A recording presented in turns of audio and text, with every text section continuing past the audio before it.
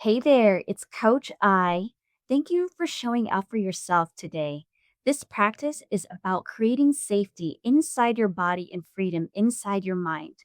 Whether you're listening in the morning or in the evening, let this be your space to reset, soften, and come home to yourself. Take a deep breath with me and let's begin. Welcome to day 8. Today, we're exploring how control shows up in romantic relationships. Not because you're controlling, but because intimacy activates the deepest survival patterns in our nervous system. Love is vulnerable, love is uncertain, and love requires openness. Your nervous system is wired to protect you from anything that feels risky, including emotional closeness. So today's session is about understanding how control actually plays out in real relationships, why it shows up even when you love someone deeply, and what your relationship could feel like without it. This one will touch the heart in a good way. Let's get real. Control in partnership can sometimes look like yelling or bossiness, but oftentimes it's even softer, it's more subtle and rooted in fear of losing connection or safety. Here's some real life examples that you may recognize. So the first example could be like, say it now, fix it now. You're upset, your partner is quiet, you want to solve it immediately. Your body starts tightening, your thoughts speed up, and you say, can we please just talk about this right now? I need to know we're okay. The inside, what you really mean is, I feel unsafe in the silence. I'm afraid distance means disconnection. This isn't control, it's fear of losing love. Example 2. Tell me your plans.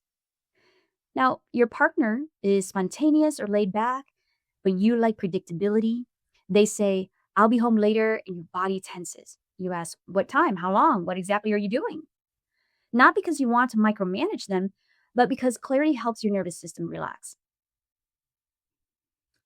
Example 3 could be planning every detail of your time together. You plan the date, the schedule, the groceries, the logistics, the weekend, not because you want control, but because you don't trust that things will work out unless you manage them.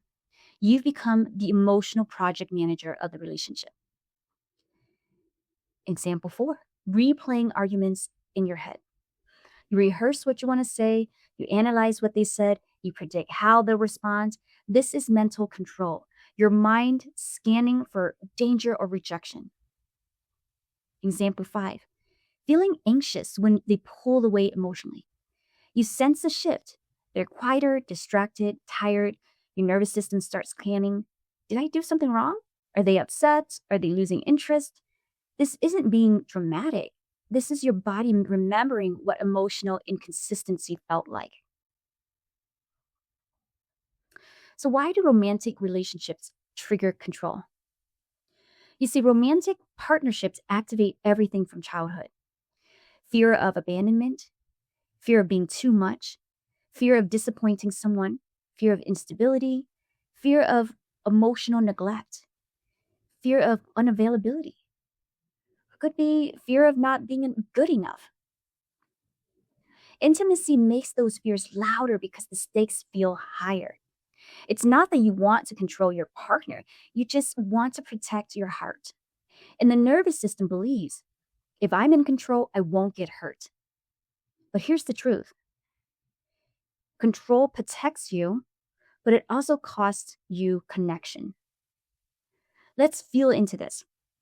Control gives you temporary certainty, temporary comfort, temporary relief, but it costs you emotional intimacy, trust, connection, safety, flow, breathing room, your ability to feel supported. Because control says, I don't trust you. I don't trust us. I don't trust life. I don't even trust myself. And the relationships need trust, like lungs need oxygen. But here's the beautiful part: control is not your identity, it's a protective pattern. And protective patterns can be rewritten.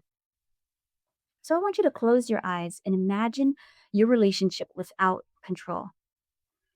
Let's shift into possibility. Close your eyes for a moment if you can, or simply soften your gaze. And just imagine this scenario. A disagreement where you stay calm.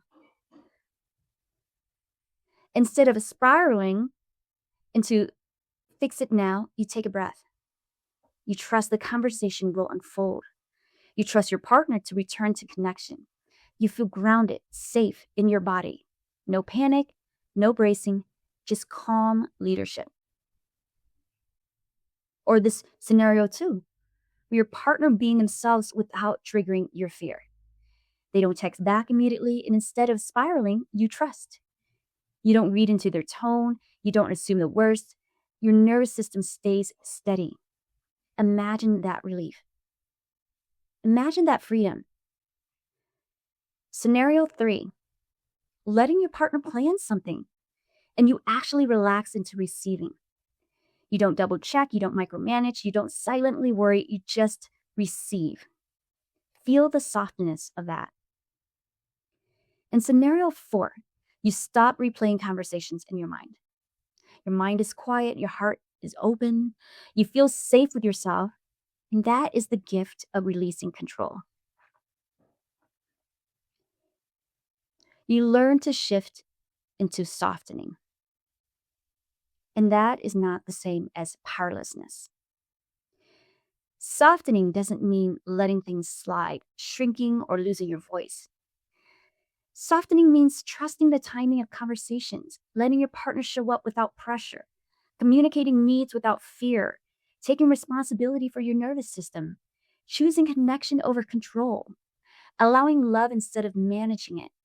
Softening is a strength practice. It's emotional leadership. So here's a gentle practice for today. Place your hand on your heart or belly. Breathe in and slowly exhale. Then repeat quietly. I don't need to control to stay safe. I am safe to connect. I am safe to receive. And just let your body absorb these words. Here's my closing thought for today. Your desire to feel secure and love is sacred. Your longing to be close, understood, held, supported. That desire is so beautiful. Control was your nervous system's way of protecting that desire. But you're learning a new way now. A way that creates connection instead of tension. Openness instead of pressure. Love instead of fear. And you're doing beautifully. So thank you for being here with me today. And remember, every small moment of awareness creates a shift inside your body, in your life. I'm curious, what is today's shift for you?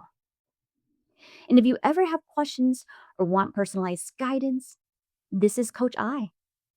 Don't hesitate to reach out. You're not alone on this journey.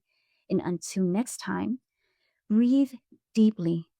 Take care of yourself. And I'll meet you again tomorrow. Thank you so much for being here with me today. Remember, every small moment of awareness creates a shift inside your body in your life. I'm curious, what was your shift today? Tell me, send me an email or a message. This is Coach I.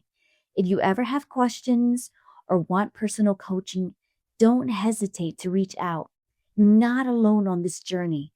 And until next time, breathe deeply, take care of yourself, and I'll meet you again tomorrow.